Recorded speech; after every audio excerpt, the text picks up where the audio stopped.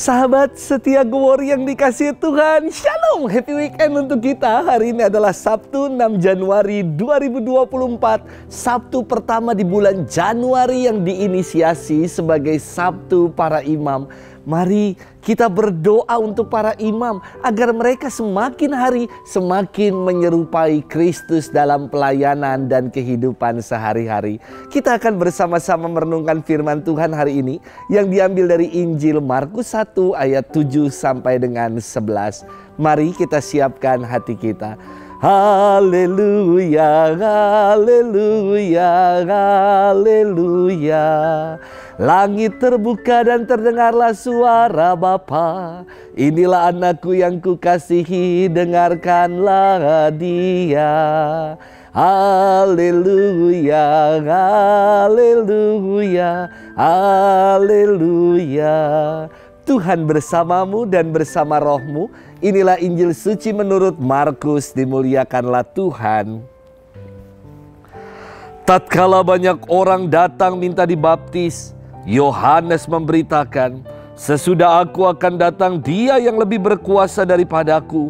Membungkuk dan membuka tali kasutnya pun aku tidak layak. Aku membaptis kamu dengan air, tetapi ia akan membaptis kamu dengan Roh Kudus."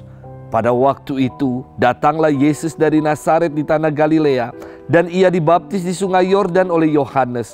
Pada saat keluar dari air, Yesus melihat langit terkoyak dan roh seperti burung merpati turun ke atasnya. Lalu terdengarlah suara dari surga, "Engkaulah anak yang kukasihi, kepadamulah aku berkenan." Demikianlah sabda Tuhan, terpujilah Kristus. Sahabat setia Glory yang dikasihi Tuhan, Shalom. Dalam momen baptisan dewasa, para katekumen diminta untuk menentukan nama baptis mereka.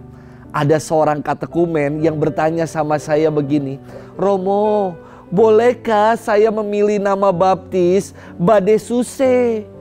Saya mengatakan pemilihan nama baptis bukan hanya sekedar keren-kerenan, tetapi nama itu hendaknya mengingatkan kita akan pribadi kudus yang menjadi teladan hidup beriman.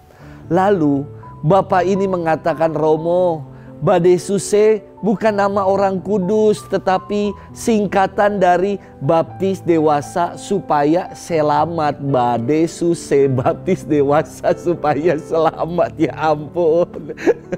Sahabat setia Glory yang dikasihi Tuhan, hari ini dalam firman Tuhan dikisahkan perihal peristiwa pembaptisan Tuhan.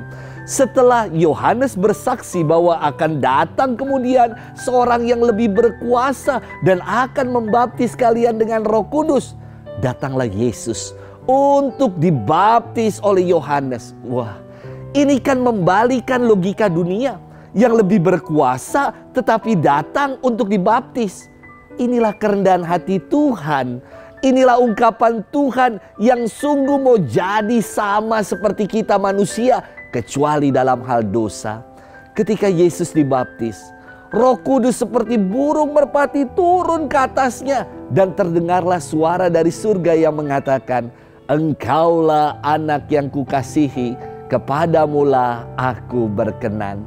Sahabat setia Glory yang dikasihi Tuhan, dengan dibaptis kita diangkat menjadi anak-anak Allah. Baptis bukan sekedar ritual untuk hidup beriman Kristiani. Baptisan merupakan materai yang menjadikan kita sebagai ahli waris dalam kerajaan surga. Maka, sudahkah kita setia mendengarkan Sang Anak Allah? Karena suara dari langit tadi mengatakan, "Engkaulah anak yang kukasihi, kepadamulah aku berkenan, dengarkanlah dia." Dan kita melalui baptisan, kita telah menjanjikan janji baptis.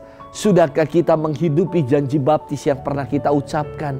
Untuk menolak kejahatan, menolak setan, menolak tahayul, perjudian, dan hiburan yang tidak sehat.